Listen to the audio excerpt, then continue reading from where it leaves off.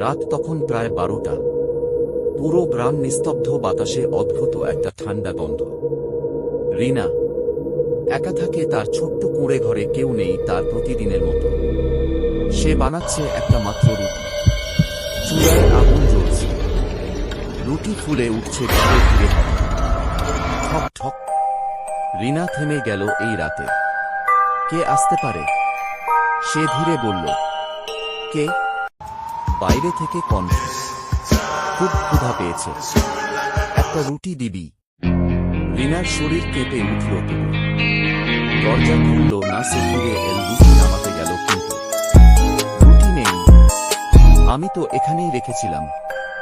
আবার ঠক ঠক। এবার কণ্ঠটা একদম কাছে। রুটি পেয়েছি, খুব ভালো ছিল। ঘিরে সে দরজার নিচে তাকাল। দরজার ফাঁক দিয়ে একটা কালো হাত, আর সেই হাতে তার রুটির অর্ধেক রুটি থেকে রক্ত ঝরছে। হঠাৎ দরজাটা কেঁপে উঠল। খুলে দে, আরেকটা চাই।